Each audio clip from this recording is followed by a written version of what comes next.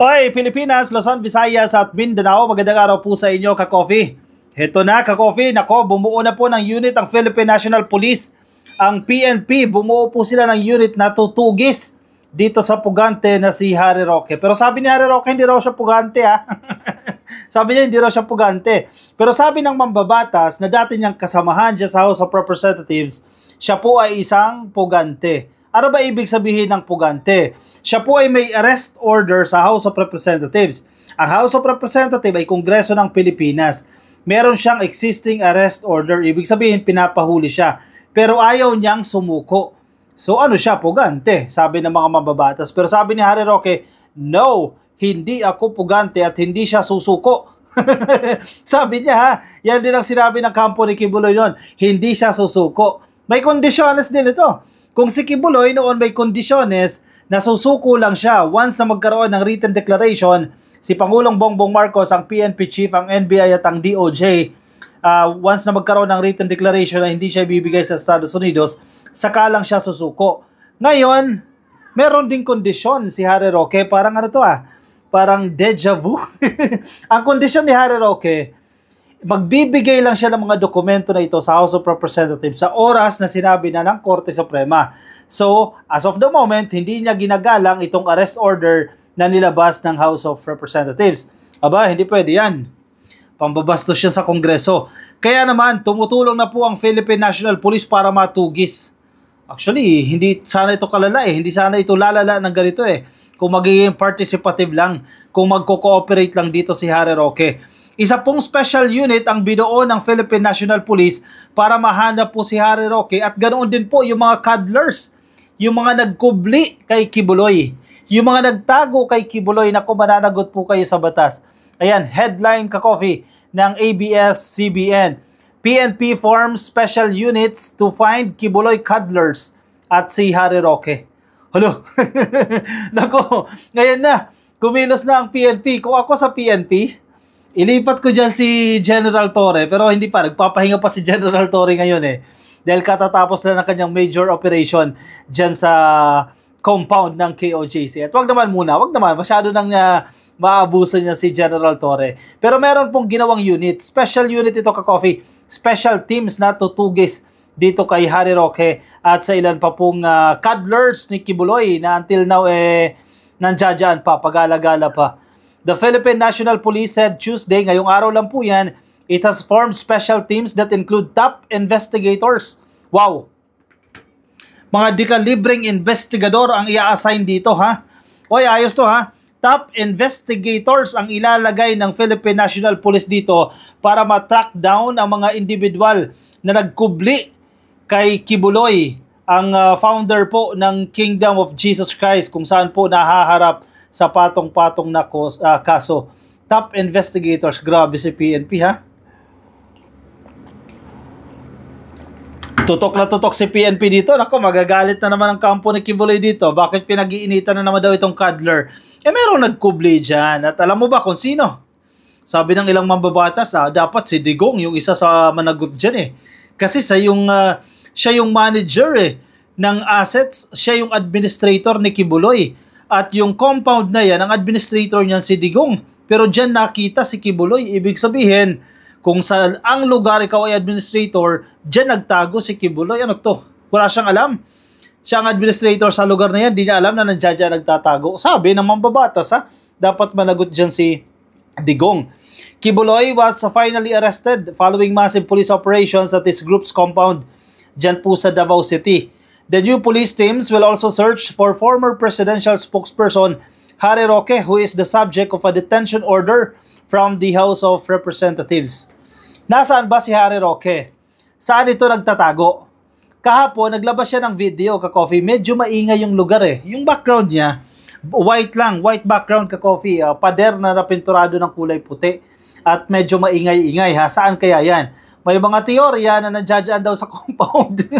Bakit paborito nila pagtaguan yung compound na yan? Dahil mahihirapan pasukin. Andiyan daw po sa bunker kung saan daw po nagtago itong si Kibuloy. May mga teorya din daw na nandiyan daw po sa Davao. Tinatago na naman daw ni Digong. Yung maraming mga teorya. May mga nagsasabi naman na nandiyan daw sa Benguet, sa kung saan yan. Or tinatago ng kung sino mang mataas ang posisyon sa gobyerno na sumusunod sa presidente. Oy, sino yun? Sino ang nagtatago dito kay Harry Roque? Kasama siya sa hagilapin ng bagong team na ito ng pulisya, ha. Roque was cited for contempt again last week for failing to submit relevant documents to the 4 House panels probing illegal offshore gaming operations hub or yung Pogo Ka-Coffee na naging talamak ng panahon ni Digong dahil nag-issue mismo ang presidente ng executive order na inaalaw itong operasyon na ito ng Pogo. Maraming yumaman. Ang problema, yung social ill sa lipunan, naging sugalan ng Pilipinas. Inalaw yan Ka-Coffee ng administrasyon ni Digong. His former colleagues in the chamber now consider him a fugitive, although Roque has rejected this label. Nasasaktan si Harry Roque kapag sinasabihan siyang pugante. Hindi daw siya fugitive. Pero mismong kasamahan niya mismo dyan sa House of Representatives, nagsasabi na pugante siya. Kayo, ano sa tingin ninyo dyan? Kasi may existing arrest order ng Kongreso ng Pilipinas. Ano yung ibig sabihin yan? He said he will only submit the documents if the Supreme Court tells him to and has accused the House Committee na ito daw po namumulitika at nagkakaroon po ng pang-aabuso daw po sa kapangyarihan itong House of Representatives na ito at binibira lang Ka-Coffee itong Duterte administration. Yan ang kanyang sinasabi dyan Parehas na parehas sila dyan Ka-Coffee ng tono ni Inday Sara Duterte. Once na nagiging subject ng investigation ng Kongreso, abay pinupolitika sila. Si Police General Romel Francisco Marbil, PNP Chief, in a statement said the operations against Kibuloy, Scadlers, and Roque would be executed efficiently and within the bounds of the law. O yan, pagtitiyak Ka-Coffee ni PNP Chief, magiging sumusunod sa mga alituntunin ng pulisya ang magiging efforts, ang operasyon nitong bagong binuo na unit na ito na tutugis dito kay Harry Roque at sa mga cuddlers ni Kibuloy. Sino kaya ito Ka-Coffee? Ito mga top investigators na ito. We have mobilized a dedicated investigation team to pursue those who sheltered Kibuloy and obstructed justice. Kasi hindi ito biro Ka-Coffee. Yes, naaresto na si Kibuloy dyan. Kasi ang sabi ng iba dyan, ang kanilang analysis dyan, hayaan mo na. Naaresto na si Kibuloy Doon na kayo, move on na kayo. Huwag nyo nang pansinin itong nagtago sa kanya. Hindi pwede. Siyempre, may pananagutan yan Obstruction of justice yan. Pamamarisan yan, lalo na kung matataas na tao, hindi dapat nila ginawa yan. Kasi pamamarisan sila. The way nila kinubli si Kibuloy, gagayahin nila yan. Baka nga yan The same persons na nagkubli kay Kibuloy ang nagkukubli din ngayon kay Harry Roque. Saan yan? Alam mo kung ako kay Harry Roque, ipipresenta ko na yung sarili ko sa House of Representatives. Totally, matibay naman yung kanyang ebidensya. Sabi niya, wala siyang kaugnayan. Ayun naman pala Wala kang tinatago dyan, i-presenta mo na yung sarili mo. Diba? Para hindi ka na paghinalaan. Kasi hanggang siya ay nagtatago, ang iisipin sa kanya ng tao, meron siyang tinatago. Iisipin sa kanya ng mga mambabatas, meron siyang ayaw sabihin. Ano yan? Baka talaga connected siya sa Pogo. Headline din ito ng ABS-CBN. Kung inyong nababasa dyan, yung refusal po, hindi pag-attend ni Harry Roque at hindi niya pag-cooperate dito sa Pogo probe adds suspicion, sabi po ng House leaders. The more na hindi ka dumadalo sa investigasyon na yan ng Kongreso, mas lalong nagdududa ang tao at ang mga mambabatas na ikaw ay konektado dito sa Pogo na yan. Bakit ayaw mong magpakita? Yun lang ang simpleng tanong dyan Kung totoong hindi galing sa Pogo yung tagong yaman o yung pag-angat ng iyong kapirahan, bakit hindi ka haharap sa Kongreso? Ganun lang yan Simple lang yan Hindi yung kung ano-ano pang alibay ang idadahilan o sasabihin. Halimbawa, sinasabi niya, kesyo daw pinagbintangan siya ni Speaker Romualdez na siya nagpakalat ng pulboronic video kaya ginaganyan siya ngayon. Hindi Sagutin mo one by one each allegation na ibinabato sa iyo ng mga mambabatas dyan sa Quad Committee. Hindi tapos. Diba?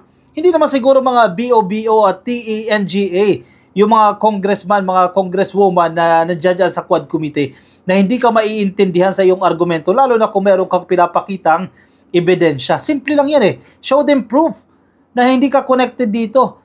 Na yung yaman mo ay dahil sa mayaman yung pamilya nyo o dahil sa kinita yan ng pamilya nyo, hindi dahil sa Pogo. Yun lang yun Tapos ang problema, hindi Ayaw magpakita, ayaw ipresenta ang sarili. Total, mas lalong nagdududa itong mga mambabata sa kanya. House leaders on Tuesday, ngayong araw lang din po yan, kept up pressure on former presidential spokesperson Harry Roque to cooperate with panels holding hearings on illegal activities at Pogo, saying his refusal makes him look guilty. Actually, nagmumukha ka tuloy guilty kasi ayaw mo pagtanggol ang sarili mo dyan, binibigyan ka naman ng opportunity.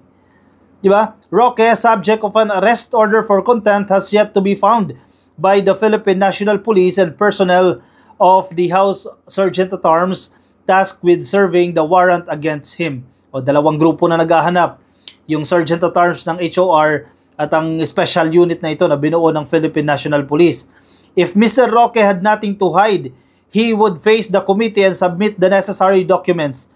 His refusal to comply only raises suspicions among lawmakers. Sabi po yan ni Congressman Dan Fernandez, ang kinatawan po ng Santa Rosa City. May punto naman siya dyan. Sinasabi naman po ng Presidential Anti-Organized Crime Commission o PAOK, si Roque's footprint is everywhere. Yung mga footprint niya ka-coffee, mga dokumento na mag-uugnay sa kanya, nasa kung saan-saan. Nakapalibot sa kung saan-saan. Ibig sabihin, ano yan? Coincidence lang yan? Nagkataon lang na nandiyan yung mga footprints na yan? Hindi pwede siguro. The Lucky South 99, the Pogo Hub that authorities raided earlier this week, but the former human rights lawyer has not been formally accused of any crime. Roque was cited for contempt last week for failing to submit documents the Quadcom ordered him to submit. Nag-commit siya ng una, ipapasa niya itong mga dokumento na yan, pero hindi naman siya nagpapakita. Diba? Mabilis lang sana ang problema na yan eh. Lalong lalala lang itong problema na to. Sa nangyayaring ito ka-coffee, lalong lalala yung problema na yan. Tingnan mo. Kasi parang nagdi-declare ito si Harry Roque ng all-out war na ito sa House of Representatives eh. Parang Inday Sara Duterte ang ginagawa niya. Si Inday, kahit papaano, may siya. May laban siya, may immunity siya, vice-presidente siya eh. Makakakuha siya ng suporta mula sa House of Representatives, yung grupo nila Marcoleta, at ganoon din sa Senado, makakuha siya ng suporta dyan. Nila Jinggoy Estrada, nila Joel Villanueva, kahit papaano, dahil vice-presidente siya. Holder siya ng posisyon. Currently ha, itong si Harry Roque, anong posisyon hawak niya? Kung mambabata siya, pwede, magkaroon pa siya ng immunity dyan, pero wala siyang immunity eh. Kaya hindi niya pwedeng gayahin yung style ni Sara. Hindi uubra yan. Sabi ng netizens, so Harry Roque is definitely going down the drain. O sunod-sunod na yan. Mas lalong kakalkalin yung assets niya. Hindi siya tatantanan ng mga miyembro ng Quad Committee. Matatalino yung mga miyembro ng Quad Committee. Si Congresswoman Luistro nga lang eh. Tsaka itong Congressman Rodriguez eh. Mahuhusay itong mga to eh. Kalkalin ang records niya. Nako, mabilis lang maghanap yung mga yan. Kasi kung ikaw ay nasa posisyon, kung ikaw ay miyembro ng Kongreso, mabilis ka lang hingi ng mga dokumento sa iba't ibang government agencies. O biruin mo, magugulat ka na lang. O andyan na sila ng flight records, mga travel records nila, kung sino yung mga kasama ni Harry Roque sa kung saan saang bansa. Kaya na-detect na yung kanyang executive assistant, 6 na beses sila nag-travel sa abroad. Diba? Mabilis sila nakukuha yan. O yung registration ng mga dokumento, registration ng mga negosyo nila, mabilis lang nila makukuha sa SEC yan. Dahil nasa authority sila eh. Miyembro sila ng HOR. Madali lang para sa kanilang mag-secure ng mga dokumento na yan. Kaya kung meron silang sisilipin, partikular na aspeto sa business transaction sa buhay ni Harry Roque, mabilis lang magagawa ng HOR yan dahil nasa kapangyarihan sila and they have the authority to do so. Yari siya dyan. Unti-unti, mauubos ito sa ka-coffee si Harry Roque. Bibigay na lang din ito. Ayan, si Harry daw po ay protector ng Pogo at Pogi. Okay, sana all. Oy, may mag-wheelchair or magsasaklay na naman. Ayan, bigla ang naging PWD. Parang kibuloy lang eh. Oh. Nung nahuli na, biglang nagkasakit eh. At humirit ng house arrest. Nung hindi umubra ang house arrest, humirit naman ang hospital arrest. Naku, malaglory ang style niyan. Sabi pa ng netizen, no, kung walang tinatago, sagutin lahat ng tanong. Tumpak. Yun lang yun eh. Anong ipapakita niyang dokumento kung wala naman pala? O may punto din itong sinasabi ng netizen. Kasi inisis ni Harry Roque, yung yaman ko na yan, sabi niya, yung pag-angat ng assets ko, dahil yan sa pagbebenta namin ng property, na swinerte daw sila dyan sa Parañaque, nag-boom daw kasi, tumaas yung zonal value ng lupa na yan, dahil subdivision nga raw, yung lote na yan, ilang hektarya daw po yung kanila yan, so tumaas daw po ng value yan, ginakpat sila dyan, kaya tumaas yung kanyang assets. Pero, again, ang sabi ng HOR, simple lang eh. Asa ng patunay? na nakapagbenta kayo ng properties. Di ba? Para ma-justify niya na hindi galing sa pogo yung pag-angat ng yaman niya. Yun lang yun eh. Kaso hindi eh. Tama nga naman, sinasabi ng netizen na to. Baka wala talaga ipapakita ng dokumento. Sabi pa, lumabas ka na kung wala ka talagang kasalanan. Exactly. Very true ang observation ng House. House have to move on. Next move, please. Ano yan? Yan, para sa korte ka, Coffee. Yan, wala na, finish na. Lugin-lugi siya dyan at wala siyang kakamuti dyan. Di siya tatantaran ka, Coffee. Hindi siya tatantaran ng mga miyembro ng Quad Committee. Ito, natatandaan niya ka, Coffee?